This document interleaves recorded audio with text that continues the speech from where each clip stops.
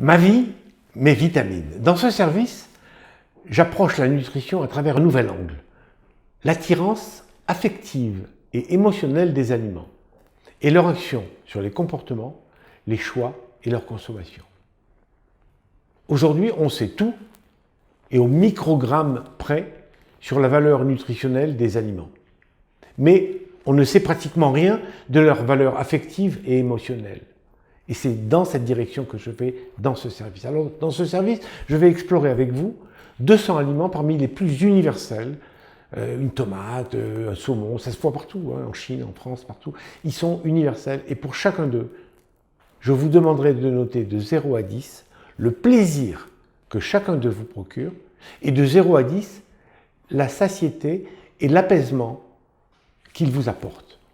Alors le choix des aliments que vous mettez en bouche est gouverné par la conjugaison de ces deux paramètres. Tout ce qu'on met en bouche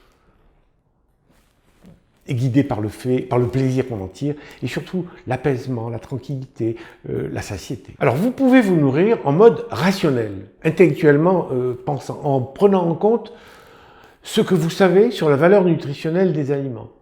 C'est ce qui se passe quand vous lisez un régime ou que vous lisez un livre de diététique, voilà. Et là, vous pensez, vous raisonnez, vous choisissez les aliments que vous pensez vous convenir. Mais pour l'essentiel, c'est toujours vers ce que vous aimez, ce qui calme votre faim, et plus encore de nos jours, ce qui vous apaise, vous console ou neutralise des stress que vous revenez. Au terme de cette investigation sur 200 aliments, je pourrais vous fournir 2 services. En premier, estimez votre propension affective et émotionnelle à grossir, classez vos 10 aliments les plus gratifiants et les 10 aliments qui vous apaisent le plus.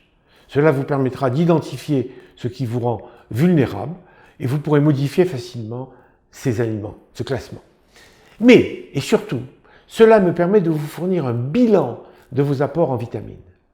On peut doser en laboratoire chacune des vitamines essentielles pour la santé et la qualité de la vie.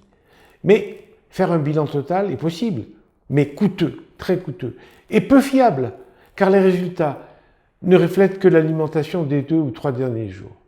Donc, très cher et peu utile.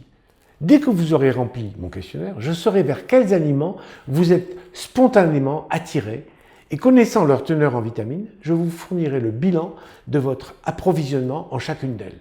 La A, la B, la C, etc. Vous connaîtrez ainsi vos points forts, mais surtout vos points faibles et les éventuels déficits que cela occasionne et que je vous aiderai à combler. Sachez que la même vitamine peut provenir d'aliments très différents et qu'un déficit lié par exemple à un manque d'intérêt pour une famille d'aliments peut être compensé par une autre famille que vous appréciez, mais que vous avez oubliée. Par exemple, si vous manquez de vitamine A, parce que vous n'aimez pas les poissons gras, vous n'aimez pas la sardine, vous n'aimez pas le maquereau, vous n'aimez pas le thon, etc. Mais vous pourrez compenser ce manque avec des carottes râpées ou des abricots qui en contiennent. Donc, suivez bien ce que je vous dis dans ce service sur les vitamines.